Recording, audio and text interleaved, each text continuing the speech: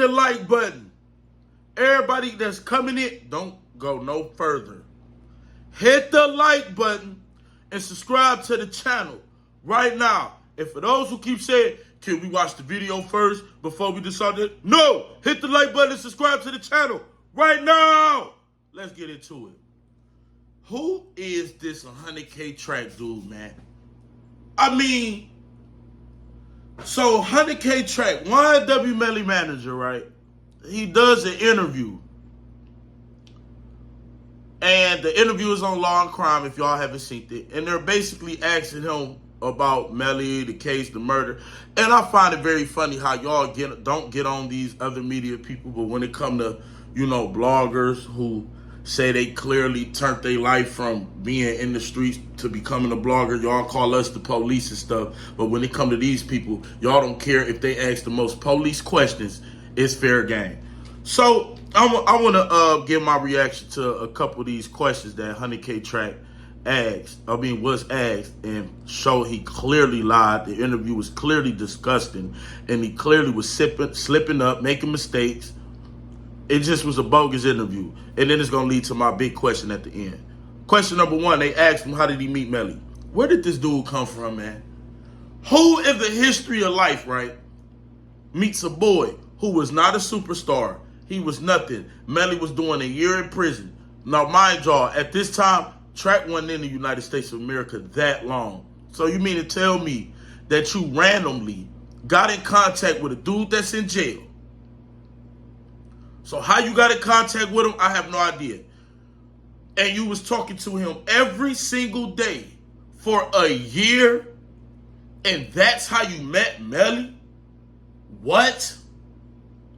Who is this dude? Where did he come from?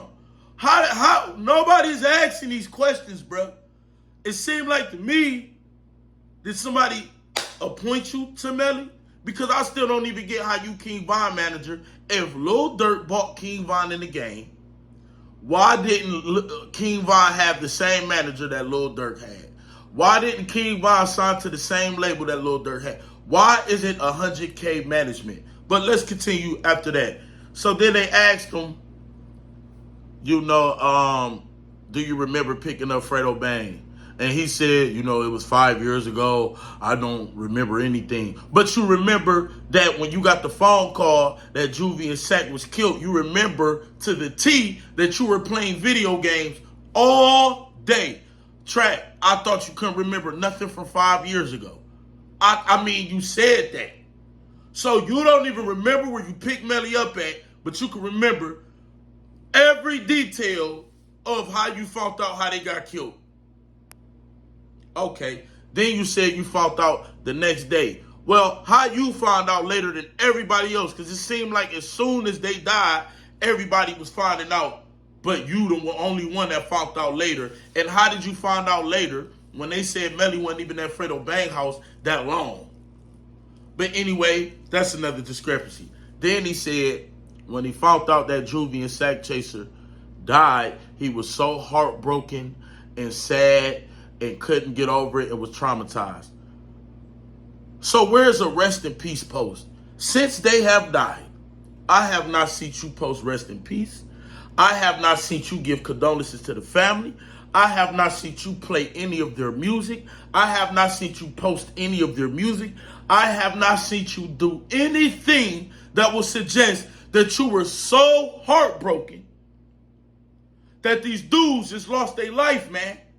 Not one post, not a song, a shout out, nothing.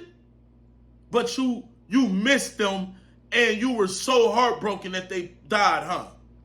Okay. Then another thing Track said was they asked him about something with Melly and Portland. Then he said, you know what? They have the wrong people. Those guys lost 5 years of their life and they're looking in the wrong direction. Instead of looking at Melly and them, they need to look at other things, because at the end of the day, this happened to Juvie, Sack Chaser, and the victims. What do you mean, and the victims? I thought Melly wasn't there. So if Melly wasn't there, that means there was only one victim, which would be Portland, right? You see the slip of tongue? if there was only one person there, which was Bortland, even though Bortland's statement clearly said he was with Melly. What do you mean, victims? You meant to say victim? So you slipping up. Then he said, Melly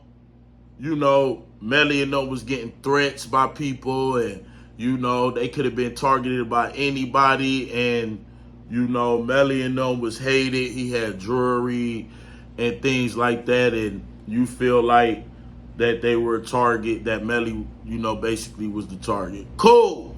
Then you also said that you hire security for this 24 hours to make sure Melly and his guys are protected. Like, you been had security since day one. Then where the hell was the security at that night? Because we seen that it was Bortland, Juvie, Sack Chaser, and Melly. Where was the security, Track? And then let's not forget, you were the main one speaking out on, Melly's innocent. He didn't do it. Then for some reason you doubled down and did a 180 and you said not too long ago, if it comes out he's guilty, it'll make my trust issues bad and I'll be shocked. So you was basically leaving the leeway to say he may have did it. Now you go back to, I know 100% he didn't do it. Which one is it, Track? And why is you doing this interview anyway? Why aren't you there? Why aren't you there? Who is this guy? And then you said they lost freedom. Bruh, Melly was going to get, this is what a lot of y'all don't realize. Melly was going for a hearing for bond. Coincidentally, Bortland got a bond, Melly was supposed to get a bond. Or at least go up for the hearing. Coincidentally, right when Melly bond was coming up, they got the cell phone. They said because of the evidence that was in the cell phone, we're going to revoke his whole bond. He will not get a bond. And it was a chance that Melly was going to get out. So from the cell phone that they retrieved from who? Mr. Francois. When after you get, why was they threatening you for deportation again? Why was they threatening you to get deported? Why do they feel like you have that gun? Why do they feel like Melly gave you the gun? Why do they feel like you're involved in some way? Why do they keep bringing up your name? Why did the Mr. Glass dude insinuate he may have seen you with a gun, but nobody else? Who is this dude? They said you lied to them about their investigation. They said that you clearly was in possession of murder scene evidence. You picked up Melly, which aiding and abetting, and somehow you have no charge. And out of all this, since you have no charge, everybody else that's not involved speaking like a mug against the case. Melly mama arguing with Juvie daddy. They open about the case because they have nothing to do with it. All these other people freely speaking about it except for you.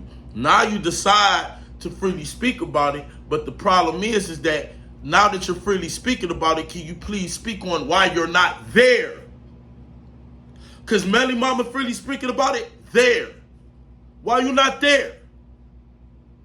The whole interview was disgusting, an absolute disgrace. He fumbling, mumbling everywhere.